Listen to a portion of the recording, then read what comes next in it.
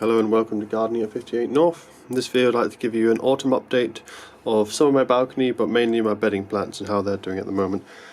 So as you can see, autumn has finally come. It's October. Let me just quickly check the date. I think it's October the 14th at the moment. October the 15th, sorry. As you can see, a lot of the leaves are changing now. The trees are definitely turning for the autumn colours. Some of them are still green like the ones up there, but most of them are changed. So anyway, it's autumn, but my summer bedding is still doing really well. I should really be getting rid of it now because as the cold months go on, they're going to start dying back. But I feel it's a shame to get rid of them as they really are flowering very well. So I'll show you these ones first. These are the ones that have done the best. The Osteospermums, I overwintered them last year and they've come on throughout the summer. As you can see, they're absolutely overflowing the basket now. They've really got quite big. And they've still got loads of flower buds on the way and lots of beautiful flowers, so quite happy with them. They've done really well, and hopefully if I'm careful when I transplant them, I'll trim them a bit as well. I might get another year out of them. Might by then be a bit big for these planters, but maybe I can find somewhere else for them. So at the front I've got Lobelia. They've been amazing, flowering constantly. You can see there when I lift it up, and I'll give you a side view now so you can get a better angle of how they're doing. It's really from the front that you can fully appreciate them. So you can see they're doing nicely there. So on the top of this one I've got Antirrhinums. They've been flowering nicely all summer. As I say, the front is where the display is because that's where the light is coming in, so I can see the flowers there. There's some really lovely flowers and they've been doing well, but they're pretty much finished now. You can see there's only a few flower spikes left on them, but they've been quite good. I've been quite happy with the Antirrhinums. Next year I might go for a different plant. As I say, they did flower for quite a long time, but they weren't as stunning as, say, the Lobelia, which was just covered in blue flowers the whole time. And it's still completely, as I said to you before, still completely covered in blue flowers, and you don't see too many leaves from them. But with the Antirrhinums, there's quite a lot of leaves, so I'd maybe try something different next year, but they've been quite good. So over here I've got the Dahlias. Dahlia's been doing well, been constantly putting out lots of new flowers. See, they're quite beautiful. So got a few flower buds coming on it, but it's really slowing down now. I think it's just about done for the time of year, so as soon as the frost kills this back, I'll dig it up and I'll store the tuber for next year, because I'll definitely grow this again. Hopefully it'll be a bit bigger next year. You see it's just a mass of leaves at the moment. I think it's been treated with some sort of hormone to keep it quite short, so we need to keep an eye on that. Hopefully next year that hormone is worn off. It's just something that growers often apply to certain plants to keep them short so that they're easier to transport, but also so that they don't look too leggy. So hopefully next year this will be a bigger plant and not stunted. You can see here there's already a bit of powdery mildew. These are the white bits starting to show up on the leaf. I've had quite a big issue with powdery mildew, and I'll show you that in a minute. So over here, this is the only one that's really started to suffer from the cold weather. That's my petunias.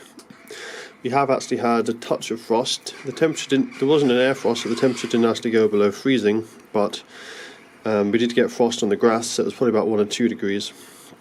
And you can see that the cold temperatures are really making it suffer. We've also had a lot of very cloudy weather recently, so the lack of sunlight has really been a problem for it as well. You can see it's still got some nice flowers. I've noticed the cold weather is starting to produce much paler flowers now.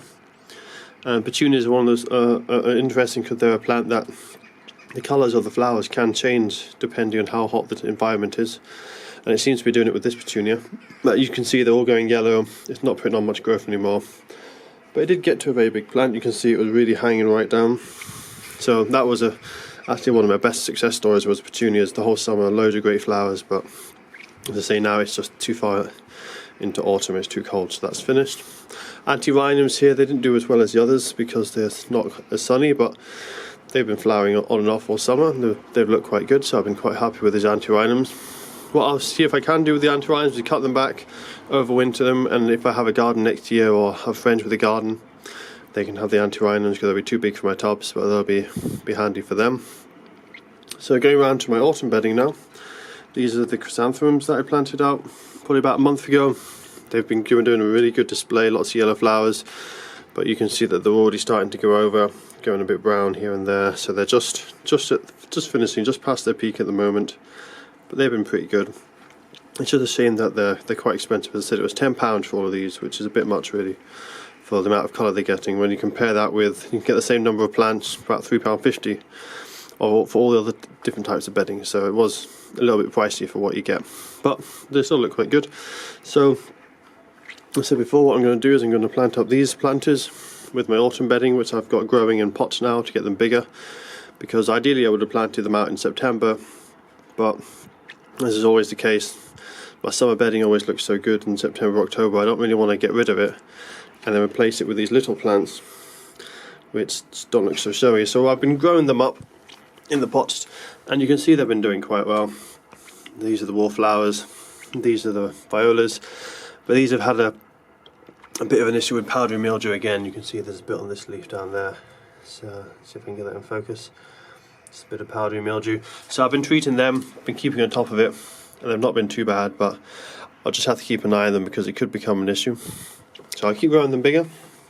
So as I said, the problem is, should plant them in September, then they would be able to grow nice and big in here and look good over winter. As I say, I don't want to put little plants in when I got such lovely plants here. I think it seems a bit of a shame to get rid of all these lovely flowers whilst they're still healthy.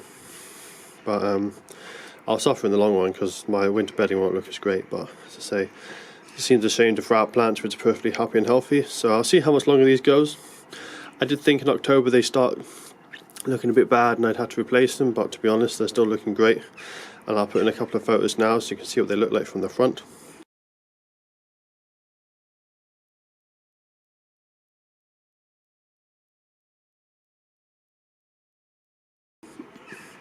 As you can see, they do still look quite nice, so I'll keep them going and just see how long they go really. Might even get into November, but we'll see. And the last lot of these violas up here, you can see they're really flowering quite nicely now. They've grown a lot since I planted them. And since I fixed my planter as well with these cable ties, it hasn't fallen off and it stayed nice and secure, so I've been quite happy with that. The only issue I've had with these is there's been a huge amount of powdery mildew. You can still see the some on the leaf there. Get that in focus so you can see it better. There's been loads of powdery mildew.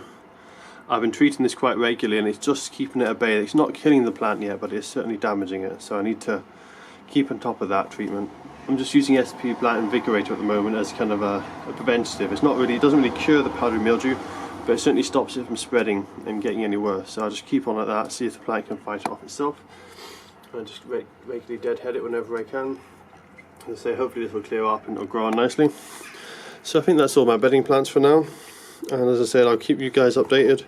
And hopefully the next video will be me planting up the winter bedding into these tubs and getting these plants ready for overwintering for next year. But the Lobelia, I'll have to throw that out. It doesn't overwinter so well, but certainly the Osteospermums and the Antirrhinums I'll keep for another year's flowering.